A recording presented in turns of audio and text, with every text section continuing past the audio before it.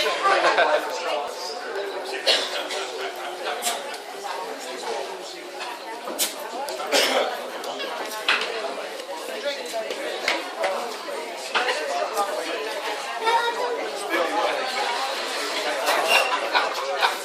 behalf of my new wife and I, thank you very, very much for all the kind words that everybody said.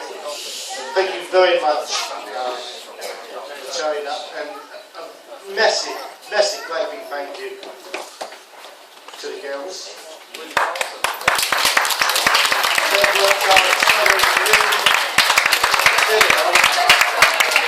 Thank you very much, girls.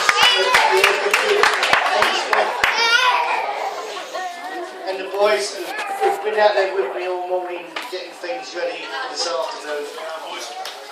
And the hairdresser. By the way, she didn't cut my hair, so you can't blame her. but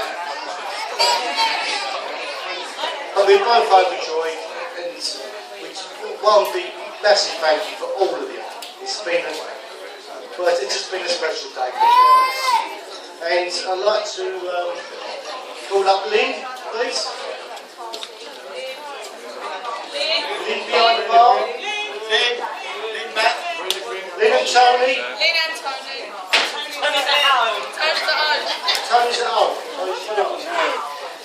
Where's Lynn? Where's she? Come here, mate.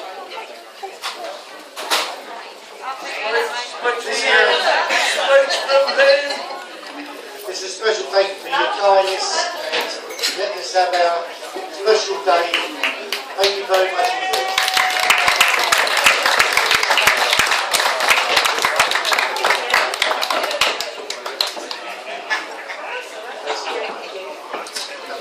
So I'll hand you back now to the eldest member of the family, David.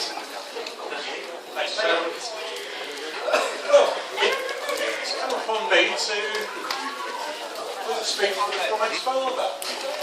So I gave you away today, so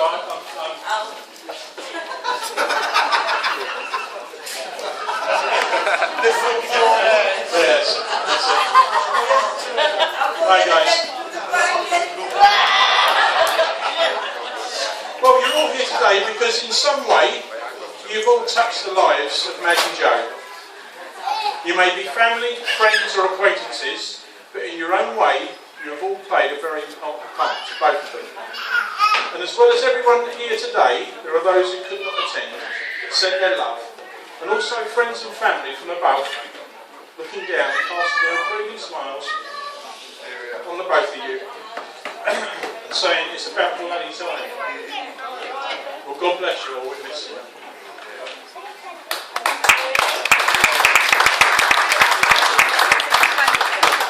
Those of you with very long memories will know much of the story of which I'm about to tell, but for the benefit of others, I would like to give you the history behind this fantastic partnership, which has lasted over 40 years. Madge married her first husband Dave in December 1957, and they had 4 children, David, Deborah, Kerry and Peter. For the entire marriage they lived from hand to mouth, and often had not enough to feed themselves and their children. And of course the children always came first, so we were partially shielded from these shortfalls, and I know that Mum went hungry quite often. These very tough conditions, with little money coming in, and Dad working wherever he could, he's told, and eventually their marriage collapsed.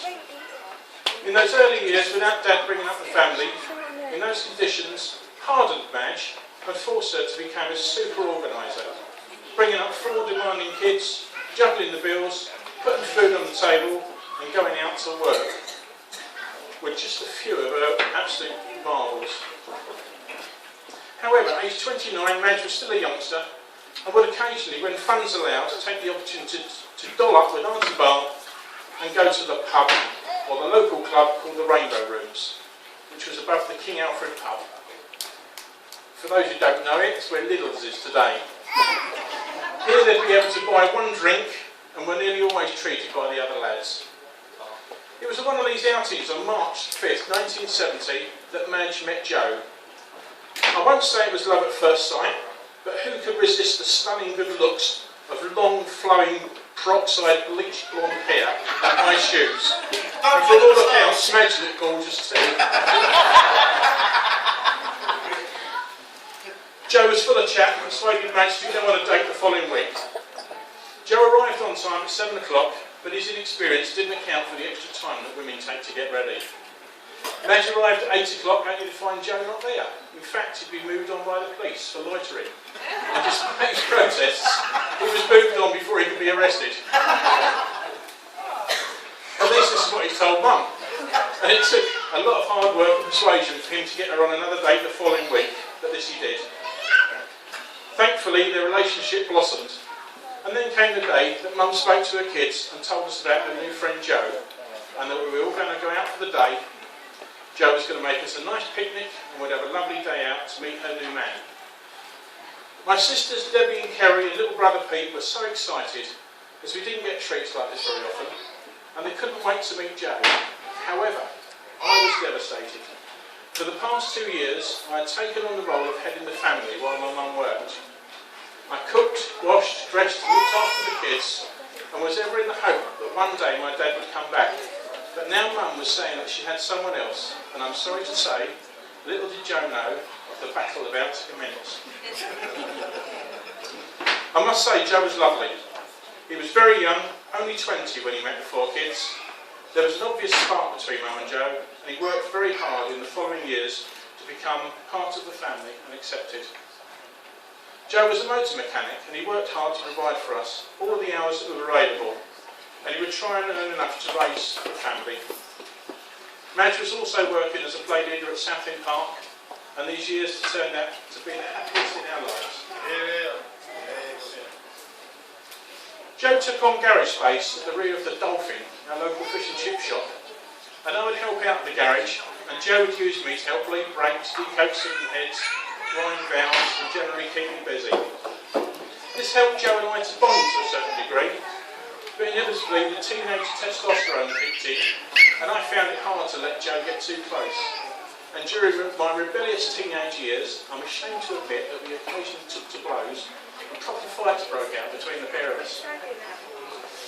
During one of my outbursts, Joe and I both went out hammer and tongs, and I punched Joe straight through the Christmas tree with gifts and pine needles flying in every direction. Then clutched together, somehow we managed to end up on the stairs of our flats, where we tumbled down to the road below, where Madge appeared with a saucepan. And she took a swing at my head and sent me senseless to the floor. However, this would serve Joe right for wearing one of my shirts, as she fact whacked him by mistake.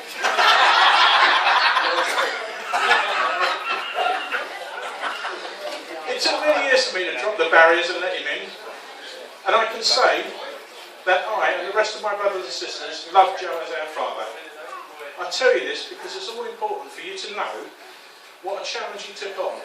Aged only 20, taking on 4 kids, again tough times with little money, one resentful child, but with the love of a good woman, they persevered. And how lucky we are that they did persevere. They were blessed with a child between them when Roy was born in 1971.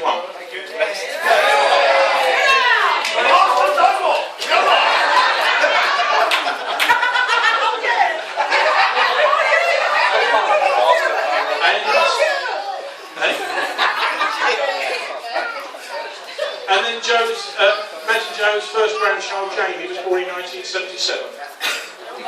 Then just after I married and left home, I remember announcing to my boss that we were expecting the patter of tiny feet in the family.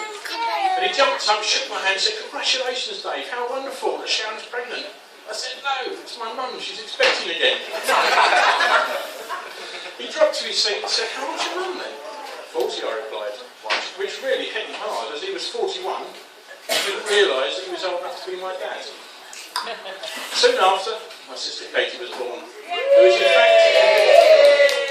was in fact born as an auntie, which seems strange now, but it's quite a norm in our family, with a huge range of ages in the hierarchy. I said earlier that how lucky we were that Madge and Joe did persevere during these hard times, as nearly everyone here has turned to this couple during times of difficulty. It seems like Joe has moved more furniture for you all than Pickford's, built more cars than Halfords, and has dug more gardens for you all than Charlie Dimmock. Still ain't fixed my car though, is it? Madge, on the other hand, as matriarch, has kept the family real close. Made sure you all had food in your bellies and clothes on your back. She is always the first to fight in your corner and is there to support you every step of your lives. She's the mother of 6, or is it 60? You don't. There's always someone at Madge's house who looks upon her as a mother figure. She stepped into that role with many and provided the same support, love and comfort to those who have needed it. As well as her home kids, she has been present at the birth of a good deal of her grandchildren, and even delivered one of them herself. One of them that couldn't breathe and wait for the ambulance. Even Joe was there, relaying instructions from the ambulance service on his AA radio up to the flat where Charlene entered the world. Madge is undoubtedly the head of the Murphy family. Despite enjoying a healthy brood, she has too shared in the heartaches and losses we've all endured. Sorry. A few of our little ones have not quite made it along the way, but Madge has been there to keep us all together. Bless you, little ones. I know you're here with us.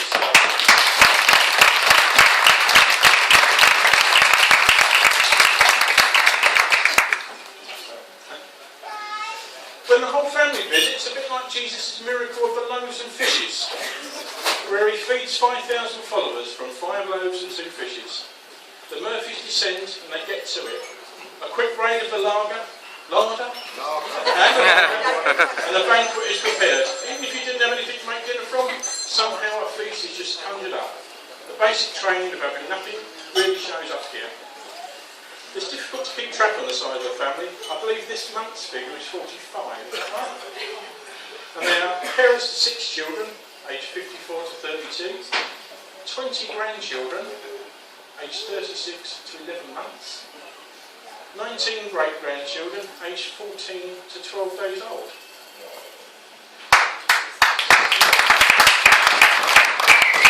So I call upon every one of you that this couple have touched or have made a difference in your lives.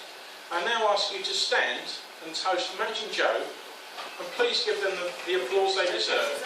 Ladies and gentlemen, the bride and groom, Madge and Joe.